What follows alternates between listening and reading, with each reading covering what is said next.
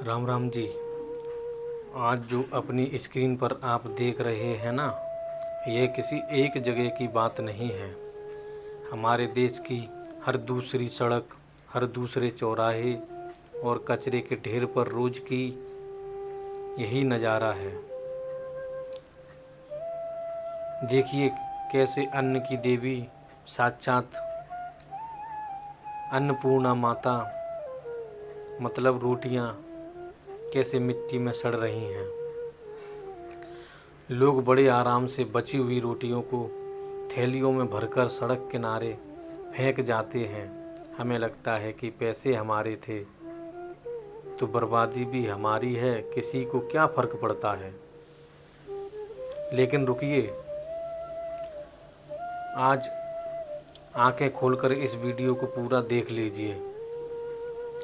मेरी आपसे हाथ जोड़कर विनम्र प्रार्थना है, क्योंकि आज मैं आपको बताने वाला हूँ कि जिस अनाज को हम इस तरह पैरों तले रौंदने के लिए सड़कों पर फेंक देते हैं, दुनिया के दूसरे कोने में इसी अनाज की कमी के कारण बेजुबान जीवों की जान देकर इसकी कीमत चुकाई जा रही है।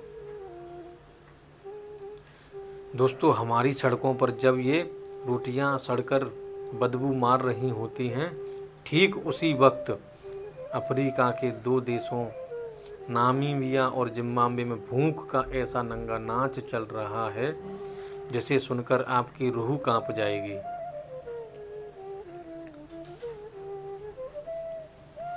बात है सन 2024 की। वहाँ ऐसा भयंकर सूखा पड़ा कि अनाज का एक दाना भी पैदा नहीं हुआ। इंसान भूख से दम तोड़ रहे थे।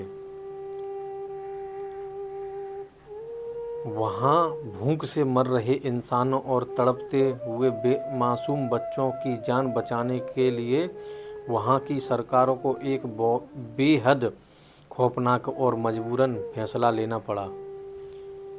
नामीबिया की सरकार ने 723 जंगली जानवरों को मारने की घोषणा की ताकि उनके मांस से भूखे इंसानों का पेट भरा जा सके। इस लिस्ट में 83 हाथी, 30 दरियाई घोड़े और 300 ज़ेब्रा शामिल थे। यानी और भी जानवर थे। कुल मिलाकर के टोटल 723 संख्या थी। अगर मेरी बात झूठी लग रही हो आपको तो आप गूगल सर्च कर लेना एक बार। वहीं दूसरी तरफ जिम्बाब्वे ने भी भूख मिटाने के लिए 200 हाथियों को मारने का आदेश जारी किया। जरा सोचिए, वहाँ इंसानों की भूख मिटाने के लिए जंगल के बेजुबान वन्य जीवों की बलि चढ़ानी पड़ रही है, और एक हम हैं जो अपने घरों की रोटियां उठाकर सड़कों पर फेंक देते हैं ताकि वो सड़ जाएं। क्या हमें ईश्वर से डर नहीं लगता?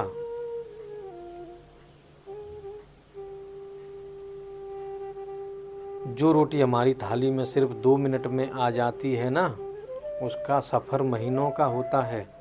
हमारा किसान भाई कड़कड़ाती धूप और हाड़ कँपाने वाली ठंड में महीनों तक खेत में अपना खून पसीना एक करता है।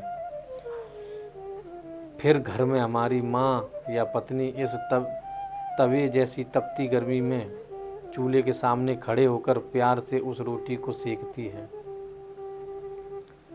इतनी लंबी मेहनत के बाद बनी उस पवित्र रोटी का अंत देखिए, सड़क किनारे मिट्टी में सड़कर हो रहा है। सच तो यह है कि हम सिर्फ रोटी नहीं फेंकते, हम उस इंसान की मेहनत, माँ का प्यार और दुनिया में तड़प रहे किसी भूखे की किस्मत को मिट्टी में मिला रहे हैं।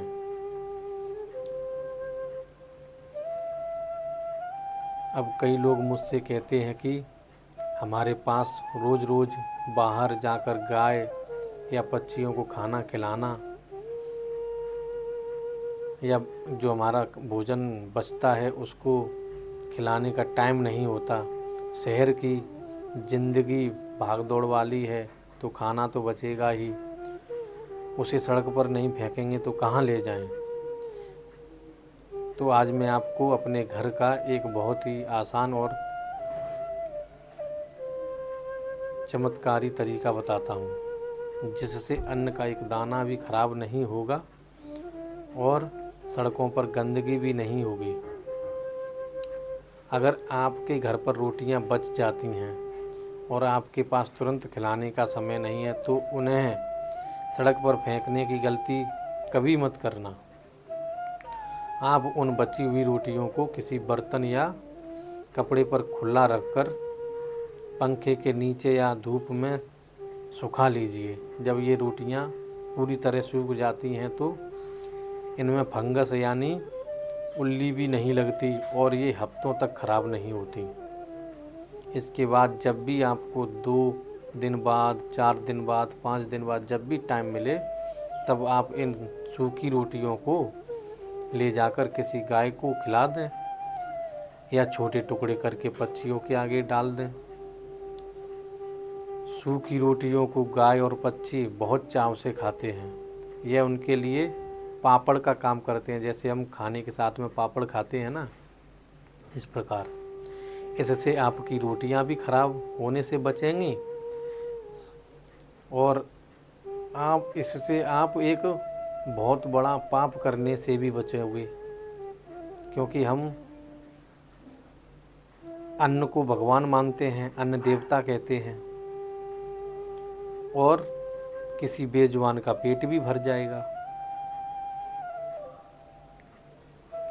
अन्न ही जीवन है और इसका सम्मान करना हम इंसानों का सबसे बड़ा धर्म है।